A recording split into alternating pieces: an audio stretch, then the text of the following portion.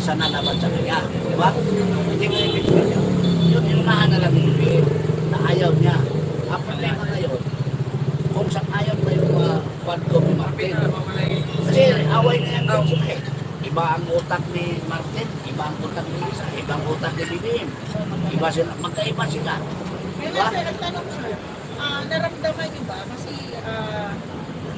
during Pinoy, anak ni Cory, diba? Napansin natin na maraming nangyayari hindi maganda sa bansa, pero di isang salita, wala siyang sinasabi. Para bang takot siya magsalita kasi baka balikan siya. So, katulad yung nagpalaga, diba, sa NAIA. So, wala siyang salita. Diba? Wala siyang tapang para sawayin o takotin. So, kung natin masasabi na ito siya, may kinatakutan. Ganun din ngayon kay BBM. Hindi kaya siya gusto sa sariling bansa natin, kaya hindi siya nakikialam or may naghari-harian sa kanya. Ano sa tingin ko?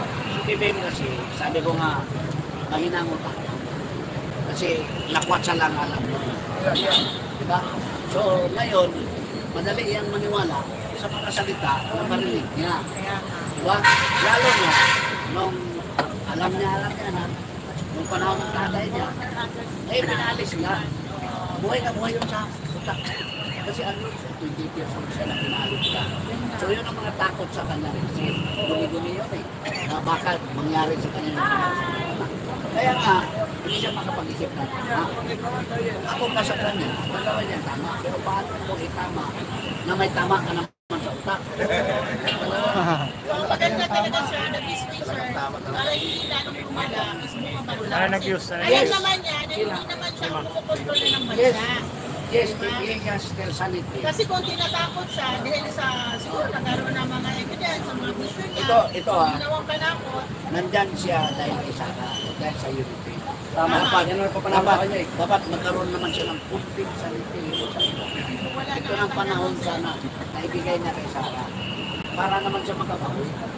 Hindi lang para sa sarili niya bawi, kundi para sa kapakanan ng bansa.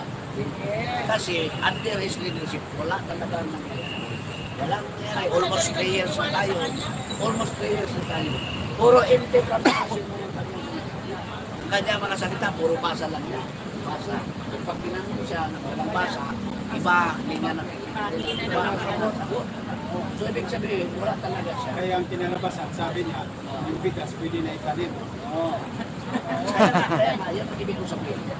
And they should accept that na hindi talaga niya kaya. Dahil sa isip lang niya, wala siya. Diba? saka yung ano sir, yung Bigay na lang niya kay Inday Sara. yung ano sir, yung bawat salita niya, parang wala hindi siya nagpapa-investigate. So, sa gayon, sa church, sabi nga, wala daw daladalang baril, pero nalaki ng baril. Ibig sabihin, ano yan, salita lang na narinig yan, hindi niya pinatingnan. Yun ang susod. Yun ang susod sa kanyang sipsip. Kaya ang sabihin mo. Yan ang sabihin mo. Diba? Baliktarin mo lahat. Baliktarin mo. Pero kapag binaliktad nila ang mga salita, Nakikita kasi ng nakikita ng tao.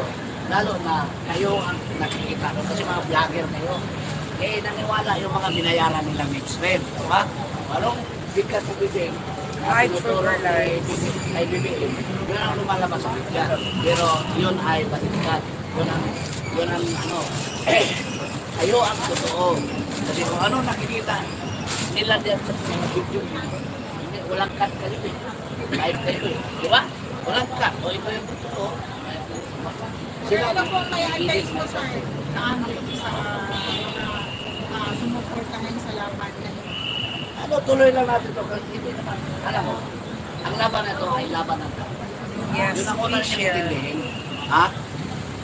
Nandito kayo dahil mahal niyo ang bansa niyo. More than you love anybody else. Right? Nandito kayo. Kaya nga, sabi ko, I go to Manila today because bahay mo naman 3 days. Umuwi ako din. Yung anak ko lang. Tinukarga yung ako ko. Sabi ko, I'll go back to Manila dito. I love my country. I love it. Kaya nga, binalik ko ang anak. Kayo, nandito kayo, nagsasakripisyo kayo dito dahil upang magbalita kayo kung ano yung mga makikita. Babalita. At saka, binabatukan yung mga paid goals ni BBM.